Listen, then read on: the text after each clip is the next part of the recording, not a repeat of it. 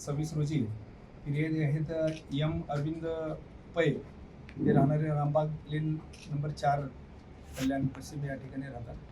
त्यांच्या घरी घरफोडी चोरी झाल्याबाबत त्यांनी महात्मा फुले चौक पोलीस ठाणे या ठिकाणी येऊन दिलेल्या फिर्यादीवरून महात्मा फुले चौक पोलीस ठाणे या ठिकाणी 302/2026 BNS ॲक्ट प्रमाणे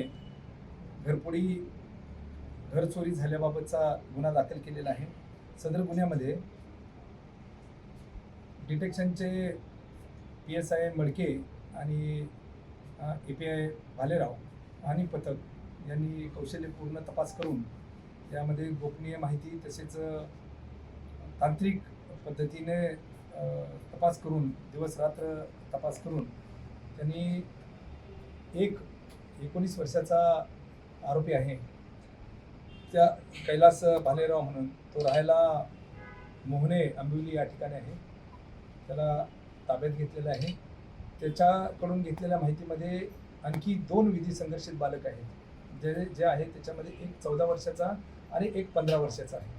या 2 बालकांना ताब्यात घेऊन त्यांच्याकडे अधिक माहिती आणि तपास केला असता अशी माहिती मिळाली की एका विधी संघर्षित बालकाचे वडील आणि हा आरोपीचे वडील हे काम करतात, बिगारी काम आणि साफसफाईचं काम करतात. पण ज्या भागामध्ये काम करतात त्या भागामध्ये बंद असलेले घरं, या घराची रेकी करायची, आपल्या मुलांना सांगायची.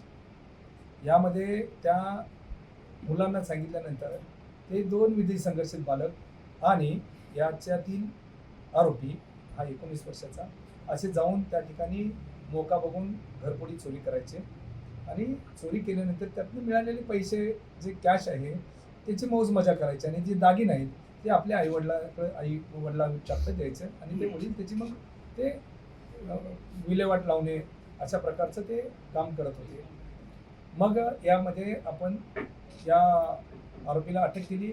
13 तारखेला अटक केलेली आहे. त्याला 16 तारखेपर्यंत आज रोजीपर्यंत पोलीस कोठडी दिलेले आहे. 2 विधी संघर्षित बालक यांना सुद्धा आपण ताब्यात घेऊन मान्य बाल न्यायालय भिवंडी यांच्यासमोर हजर केलं. बाल सुधारगृहामध्ये त्यांना पाठवलेलं आहे.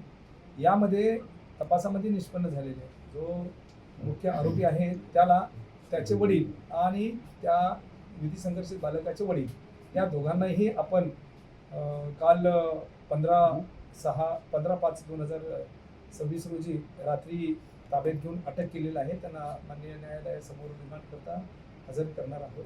या आरोपींच्याकडून आपण एकूण 4 गुन्हे यांच्याकडून माहिती मिळालेली तपासामध्ये ते 4 गुन्हे आपण डिटेक्ट केलेले आहेत. त्यामध्ये जवळजवळ 18 तोळे सोने, त्याच्यामध्ये एक मंगळसूत्र, 2 गंठण आणि 3 बांगड्या असे जवळजवळ 21,60,000 रुपये किमतीचे दागिने आपण हस्तगत केलेले आहेत. आणखी उर्वरित माल आणि यामध्ये कोणाचा सहभाग असेल तर आपण त्यांनाही यामध्ये अटक करणार आहे.